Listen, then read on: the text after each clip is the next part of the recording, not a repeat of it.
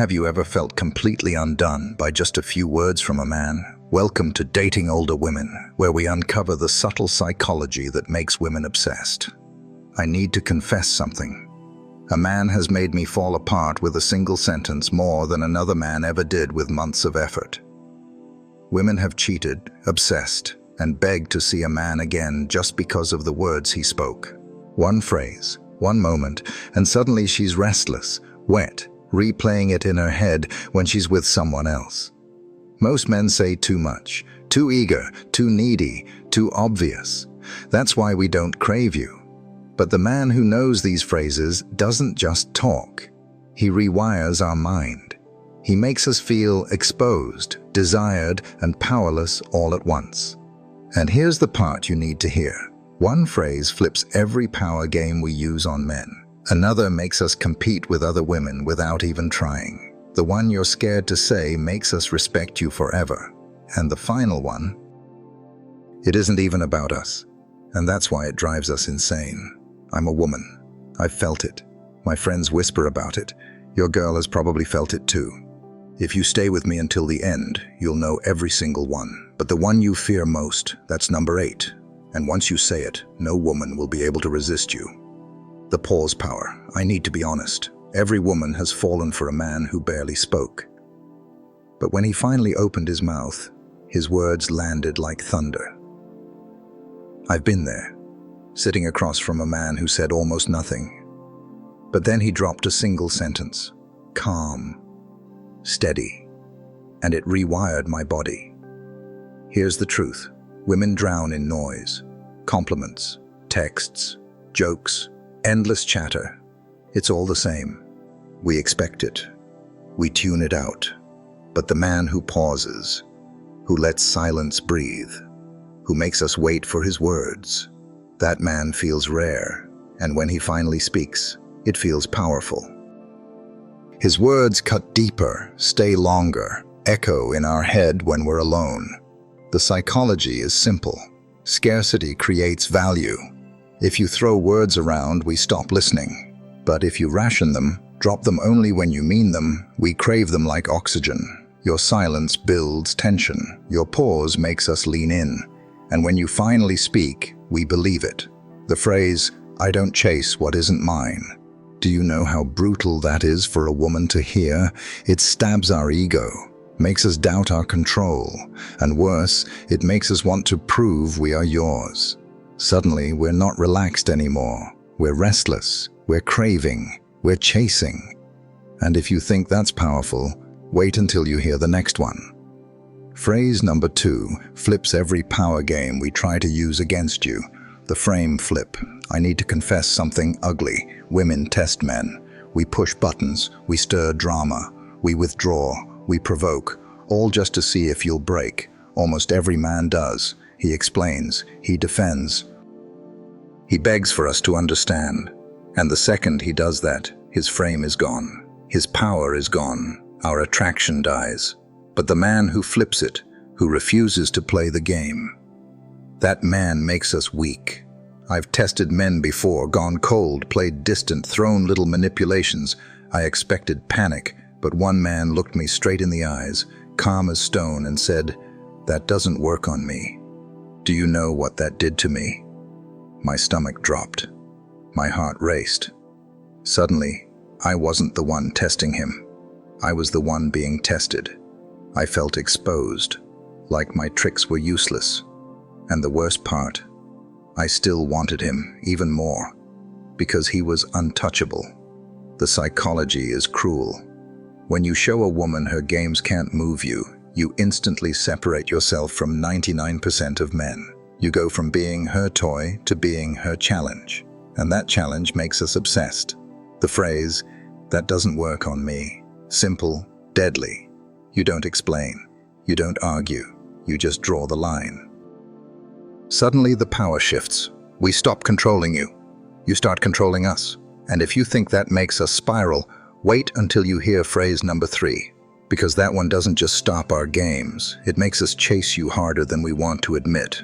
The pull-away line, I'll admit it. Nothing makes a woman panic more than when a man we expect to chase us suddenly doesn't. I've tested men before, ignored their texts, played the "I'm busy" card, waited for them to sweat. Usually they do exactly what we expect. Double text, call again, ask what's wrong. But once, a man did something I wasn't ready for. I pulled back, and instead of chasing, he leaned back too, calmly said, "I think you need space. I'll let you take it." Do you know what that did?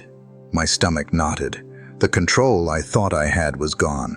He wasn't chasing, begging, or trying harder. He was letting me go. That terrified me. Because deep down, every woman knows the man willing to lose us is the man we can't afford to lose. The psychology is brutal. When you show detachment, you make us face the truth. You're the prize. You're not locked in. You're not desperate. And that makes you more valuable than ever. The phrase, "I think you need space. I'll let you take it." Calm, gentle, but it tells us everything. You don't need us. You won't chase us. If we want you, we'll have to earn you. That's when women start spiraling. And if you think that's powerful, wait until you hear phrase number 4, the desire confession. I need to confess something embarrassing. Women don't want men who don't want us, but we don't obsess over men who need us either. The truth, what makes us lose control is a man who can show desire without dependence. I remember sitting across from a man I found attractive, expecting the usual routine. Flattery, eager attention, some performance to win me over. But instead, he leaned back, looked me dead in the eyes and said, "I want you, but I don't need you." My body reacted before my brain did. Pulse spiked, skin flushed. In that moment, I knew he wanted me, but I also knew he could walk away. That paradox makes women obsessed. We want to be chosen, but when we realize a man doesn't need us, our ego kicks in. We start chasing, proving, craving. Men who need us are predictable, disposable, forgettable. Men who want us without needing us, they flip the frame completely. We can't relax, can't feel secure. We start competing for your attention because you've made it scarce. The phrase, "I want you, but I don't need you." That single line is desire and dominance combined. It makes us restless, insecure, and addicted. And if you think that's dangerous, wait until you hear phrase number 5, the scarcity trigger. I'll admit something cruel. Women don't value what comes too easily. If you give us constant attention, endless validation, replies within seconds, we get bored. We start to test you harder, or worse, we start looking elsewhere. But when a man makes his attention scarce, when he makes us earn it, that's when our instincts go wild. I remember one man in particular, charming, confident, but it wasn't his looks that hooked me. It was his words. One night, after I teased him about not texting back right away, he just smirked and said, "My attention isn't free. You have to earn it." Do you know what that did to me? My pride flared. My ego burned, but my desire exploded. Suddenly, I wasn't just curious. I wanted to win. I wanted to prove I was worthy of his attention. And worse, I found myself competing with other women for it, even when I swore I wouldn't. The psychology here is primal. Scarcity creates competition. Men who flood women with attention lose value. Men who ration it become rare, and rare men trigger obsession. Your attention becomes the trophy. She'll do anything to claim it. The phrase, "My attention isn't free. You have to earn it." It's sharp, it's unfair, but it works. Once a woman hears that, her mindset shifts. You're no longer the man trying to win her. You're the prize she has to win. And if you think that makes us crazy, wait until you hear phrase 6, the throne line. I need to admit something that makes women furious but addicted. We want to believe we're the prize, that you're chasing us, that we're being chosen. But the men who flip that, the men who make us feel like we're the ones competing, those are the men we lose our minds over. I once told a man I had options. I expected him to argue, prove himself, reassure me. But instead, he leaned back, calm as stone, and said, "I don't compete for women. Women compete for me." Do you know what that did? My entire frame collapsed. My bluff shattered. Suddenly, I wasn't holding the power. I was fighting to keep his attention. That single sentence turned me from judge into contestant, and it drove me insane. The psychology is ruthless. Most men get nervous when a woman hints at other men. They chase harder, they fold, they give their power away. But the man who makes it clear he never competes forces us into submission. We start questioning ourselves, doubting our worth, obsessing over how to earn you back. The phrase, "I don't compete for women, women compete for me." It's arrogant, it's bold, and that's why it works. Deep down, every woman wants to believe she won the man every other woman wanted. You flip the script, and we can't resist chasing harder. And if you think that's savage, wait until you hear phrase 7, the boundary line. I need to confess something women hate to admit. We push boundaries on purpose, cancel plans last minute, throw little jabs, test your patience, not because we're cruel, but to see where the line is.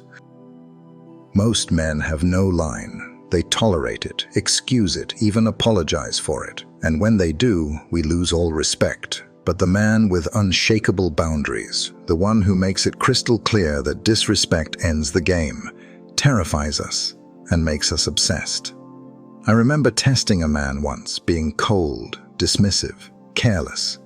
I expected him to chase, to beg me to soften, but instead he looked at me calmly and said, "Disrespect me once, I'm gone."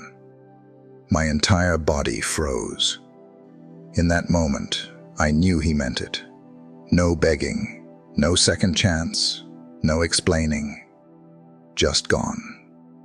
And the craziest part, that threat of loss made me respect him more than any man who ever tried to please me. The psychology here is brutal. Women don't value men who let us walk all over them, but the man willing to walk away instantly, he's unforgettable. Because deep down, we crave a man whose self-respect is greater than his desire for us. The phrase, "Disrespect me once, I'm gone." That single line separates the men we play with from the men we fear losing, and fear is the root of obsession. But if you think that's the peak, wait until you hear phrase 8, the fear line. This is the one you're scared to say, the one that makes us lose all control, even when we try to hide it. I'll tell you the truth, most women won't admit. The man who terrifies us most isn't the one who yells, begs, or cheats. It's the man who can look us in the eye and tell us he'd rather be alone than settle for the wrong woman. I'll never forget the first time I heard it. I was testing a man, pulling back, acting cold, waiting for him to prove himself. Instead of chasing, he smiled faintly and said, "I'd rather be alone than with the wrong woman." My heart sank, my pride cracked. Suddenly I wasn't the one rejecting him. He was rejecting me. He was telling me I might not be good enough. And nothing makes a woman spiral harder than realizing a man she wants doesn't need her at all. The psychology is savage. Most men are terrified of loneliness, so we assume you'll tolerate almost anything to keep us. But when you make it clear you'd rather walk alone than settle for disrespect, our entire game collapses. We start competing not for your attention, but for your approval. The phrase, "I'd rather be alone than with the wrong woman." It sounds simple, but it's lethal. It shows us you don't need us. You don't even need women. You need yourself. And once we know that, we'll do anything to be the exception. And if you think that cuts deep, wait until you hear phrase 9, the emotional mirror. I need to confess something cruel. Women love to twist emotions. We cry when it's convenient. We sulk when it gives us leverage. We play cold when we want power. Most men rush in to fix it. They comfort, they explain, they argue, they try to make it better. And in that moment we own them. But the man who doesn't rush to fix it, the man who mirrors it back to us, he's the one who makes us unravel. I once snapped at a man, sharp and defensive, expecting him to soften and apologize. Instead, he looked at me with a calm half smile and said, "You feel cornered right now, don't you? Do you know what that did?" My act collapsed. He wasn't reacting to my outburst. He exposed it. He showed me he saw through the mask, straight into the fear underneath, and that made me feel naked, vulnerable, and suddenly powerless. The psychology is ruthless. When you mirror a woman's emotions instead of absorbing them, you rob her of the weapon she thought she had. You shift her from control to exposure, and when a woman feels seen like that, she can't forget you.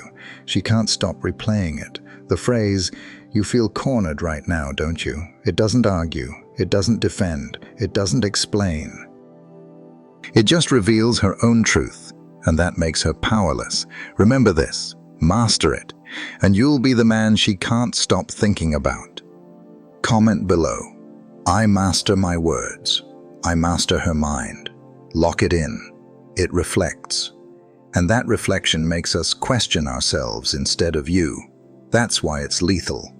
But if you think that's dangerous, wait until you hear phrase 10. This one isn't about emotions. It's about crushing our pride when we try to crawl back. The return test killer. I need to admit, one of the dirtiest female games. When we pull away, go cold, or even ignore you, we almost always come back. But here's the secret. When we return, we're not really coming back humble. We expect you to welcome us with open arms. We expect gratitude. We expect to walk back in like nothing happened.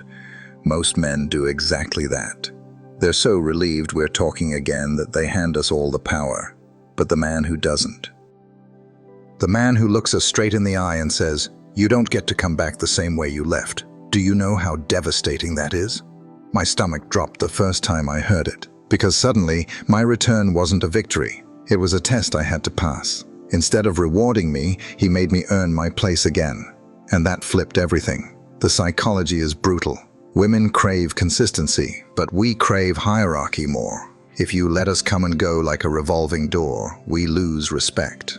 But if you make it clear that every exit has consequences, we chase harder. We fight to stay. The phrase, "You don't get to come back the same way you left." That single sentence destroys our illusion of control. It tells us you don't hand out forgiveness for free, and that makes us terrified of losing you again. But if you think that's cold, wait until you hear phrase 11, the silence anchor. This one doesn't just crush our pride. It makes us spiral in silence, wondering if you'll ever explain yourself. I need to confess something that makes women lose their minds. We rely on explanations. We bait you into arguments. We guilt trip. We demand to know why, not to understand, but to maintain control. The more you explain, the more we know you're hooked. But the man who refuses to explain, the man who sets his words like stone and never repeats himself, that man makes us spiral. I'll never forget the time I pushed a man for answers over and over, expecting him to justify himself. Instead, he stared at me calmly and said, "I don't explain myself twice." I swear my chest tightened, because in that moment I realized something terrifying. He meant it. If I missed it the first time, that was on me. He wasn't going to chase my understanding. He wasn't going to fight for me to believe him. He was moving forward with or without me. The psychology is ruthless. Women demand explanations not to understand, but to dominate. The man who refuses to play that game forces us into silence. He makes us rethink everything, replaying his words at night, obsessing over what he meant. And the less you explain, the more we chase your clarity. The phrase, "I don't explain myself twice," it's dismissive, it's infuriating, but it works. It shows us you're unshakable, and we're the ones scrambling for answers. And if you think that drives us crazy, wait until you hear phrase 12, the legacy line. This one isn't even about us, and that's exactly why it makes us obsessed. I need to tell you something women hate admitting. The men we can't stop thinking about aren't the ones who orbit around us. They're the ones who orbit around themselves. The men whose words don't just talk about us, but about their own power, vision, and destiny. I'll never forget the man who shattered me with one line. We were arguing. I was pushing him to prove how much I mattered. He just leaned back and said, "With or without you, I win." Do you know how destructive that is to a woman's ego? My chest went hollow, because in that moment I realized I wasn't the center of his life. He wasn't desperate for me. He wasn't afraid to lose me. He was already complete, and I was optional. The psychology is vicious. Women want to be chosen, but we can't resist a man who doesn't need to choose us at all. A man who makes it clear his life is bigger, his mission greater, his value untouchable. When you speak like that, we're not your world, you are ours. The phrase, with or without you, I win. That line makes women restless. It tells us you'll thrive whether we stay or leave, and that terrifies us into clinging tighter. We obsess not because you need us, but because you don't. But if you think that's the peak, wait until you hear phrase 13, the final cut. The one that makes women regret losing you for the rest of their lives. The forever replay line. I need to confess something women will never say out loud. Remember these phrases, practice them wisely, and watch how the dynamics shift, because when you master your words, you master the game. The men we regret the most aren't the ones who tried to keep us, or the ones who begged us to stay. The ones we regret losing forever are the men who warned us what would happen, and then walked away without a second glance. I'll never forget it. I thought I had a man wrapped around my finger. I pulled back, played games, acted cold, and instead of chasing, he looked at me with calm finality and said, "You'll miss me before I miss you." That line hit like thunder. I knew it was true, and once he said it, I couldn't unhear it. Days passed, then weeks. Slowly, I realized I did miss him. And he didn't miss me. He never came back. He never folded. He never broke. And that was the wound that never healed. The psychology is savage. Women can walk away from men who collapse without us, but we can't forget the man who proves he can live better without us. That's the man who haunts us in silence. That's the man whose words replay in our heads years later, long after we've chosen wrong. The phrase, "You'll miss me before I miss you," it's final, it's cruel, and it's unforgettable, because it forces us to imagine life without you, and that fear becomes permanent. And that's why no woman can resist the man who speaks like this, because your words don't just cut in the moment. They leave scars we can't stop tracing. I need to tell you the truth. These 13 phrases aren't magic tricks. They reflect something deeper, your frame. Here's what women will never admit out loud. We don't resist men because of their looks, money, or charm. We resist or surrender based on their energy, authority, boundaries, and self-respect. Every phrase you just heard has the same root. They show us you don't beg, you don't fold, you don't explain, you don't chase. You are the prize. You are the throne. And when a man speaks from that place, he becomes unforgettable. I've seen women cheat on men who gave them everything, only to cry years later about the one man who walked away without a second glance. I've seen friends obsess over texts they never got while ignoring the men who blew up their phones. I've seen women fall apart over a man who barely said a word, because when he did, it was carved in stone. The psychology is simple but brutal. Masculine men don't speak to seek approval. They speak to set reality.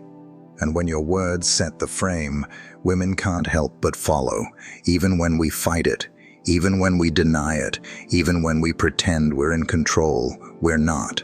Masculine energy doesn't chase. It attracts, and once a woman feels that, she can't forget it. She can try to replace you. She can lie to herself. She can move on in public. But at night, when it's just her and her thoughts, your words echo. They replay like scars she can't erase. If she leaves, she'll regret it forever, because she'll realize the truth. Men like you don't come back, and no weaker man will ever make her feel the same. You just heard the words women never wanted me to reveal. Now you know how to flip the script and make her chase you. But this is only the beginning. Every day, I'm exposing another secret, another piece of the female playbook men were never supposed to see. If you don't want to keep guessing, hit that like button, leave a comment, and subscribe right now. Because here's the truth. If you miss even one of these confessions, another man will hear it first. And the woman you're thinking about, she'll start obsessing over him while you're still trying to figure out what went wrong. Don't let that happen. Don't give her away. Stay here. Learn the secrets. And never forget, women can resist a lot, but a man with unshakable frame, we never recover from him. Remember this. Master your frame, master the game, and watch her chase like she's never chased before.